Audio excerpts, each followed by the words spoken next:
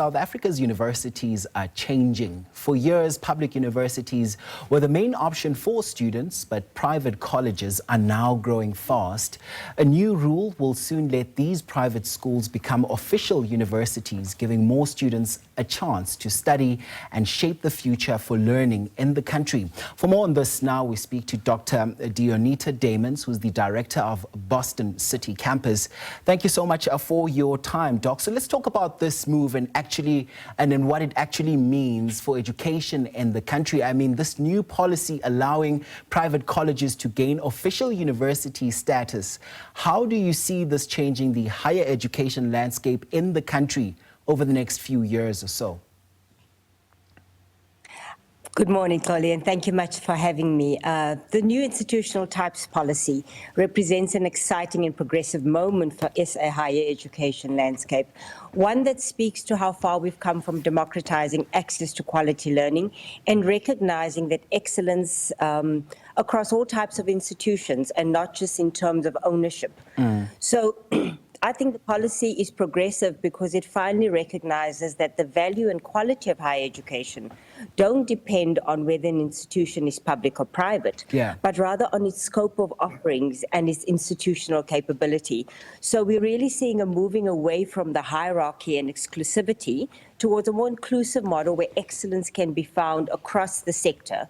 And it does align South African practices with global and continental practices where institutional type simply reflects what the institution does, its range or scope of qualifications, its level of research and research intensity, and its community engagement, not necessarily who owns it. So it does give the status to the institution, but it doesn't diminish the quality of offering that students can enjoy from the various types of institutions that will be established under the new policy.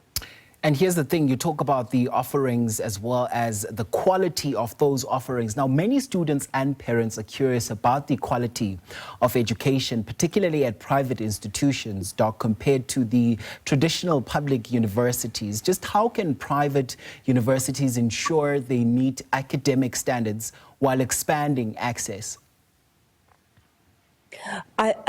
Just so that everyone is aware of it, that already private higher education institutions are benchmarked and evaluated on the same criteria as public universities. So we go through the same rigorous accreditation process, registration process for our programs and our offerings, and we have to maintain the same level of quality and standards. So even before the promulgation of the policy, private higher education institutions were picked against the same standards as your public institution. So there's no question that the quality of offering is similar or similar to what the public institutions were offering. But I think what happens now with the policy is we are just going to be classified in the same tier. So we're either going to be higher education colleges, university colleges or universities, depending on the scope of our offering. So there's going to be no question that we're still going to maintain the quality, the standards, because we are still accredited by the same council. It is just that our status is going to change based on our scope of offering and based on the range of programs that we're offering, of course. And our governance structures, that's important to mention. Yes, and Doc, private higher education has since grown rapidly in recent years. We've seen with the various institutions as well. Just what factors do you think have contributed most to this growth? And why are students increasingly choosing private institutions? We've got 26 public universities in South Africa, and they cannot accommodate the demand for higher education. So private higher education institutions have played a significant and tremendous role in accommodating and meeting the demand for higher education. We have also grown in terms of our level of maturity, our level of governance structures within various institutions. So we definitely play a pivotal role in higher education and access to quality higher education within the South African scope. The only thing the policy now does is it now recognizes the contribution of private higher education institutions and will ultimately recognizes the extent of research outputs that we can deliver on and our community engagement, which is one of the key criteria to be referenced as a university under the new policy.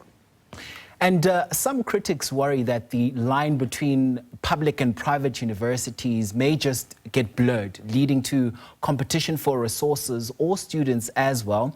How do you respond to concerns about equity as well as accessibility? Well, it's good competition, but I think it's healthy competition. That's first and foremost. I think what we must just bear in mind is that with the promulgation of the policy and now also a private higher education institution being classified as a university or getting the designation as university, we do not take away resources from the state as private higher education institutions because we receive no subsidy from the state. And this policy doesn't change anything along those lines. So any infrastructure investment being made by your private universities will be made by private individuals. So we're not taking away resources from the state in terms of equipping these institutions to be designated as universities. But it does allow students to say that I'm now going to university, whether they're going to a private institution or public institution. Yes, and just what opportunities and challenges do you foresee, particularly for students, Doc, now that, private colleges can apply for university status, especially in terms of tuition, scholarships, and career prospects just going forward?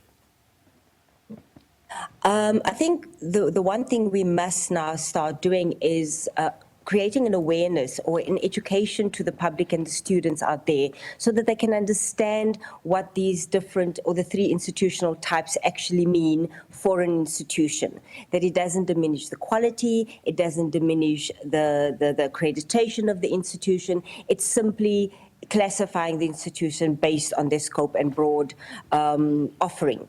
And that is similar to the workplace. The workplace also needs to understand, or the employers need to understand, what these different institutional types mean, and it doesn't diminish the quality of the qualification that each of these institutions offer or award at the end of the day. So there is going to be definite work to be done by private institutions, public institutions, and government to educate the public at large in terms of what this policy means to the institution, to the student most of all, and to the parents as well.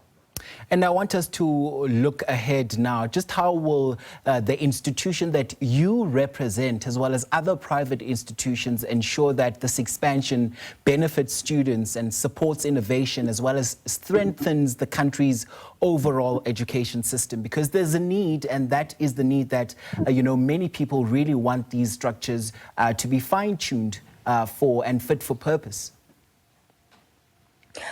As Boston City Campus, we obviously are going to wait for the promulgation of the amendments to the PHEI regulations, because our process of applying for institutional registration is governed by the regulations on PHEI, and those are coming out, and it will be coming out to provide us with practical guide of how we're going to implement the policy.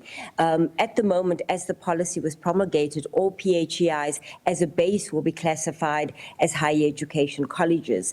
And the amendments to the regulations will determine how we can apply for our conversion and what the time period will be and how long we will stay in a specific typology before we move to the next. So even as our institution, we are awaiting these amendments to the regulations so that we can see what infrastructure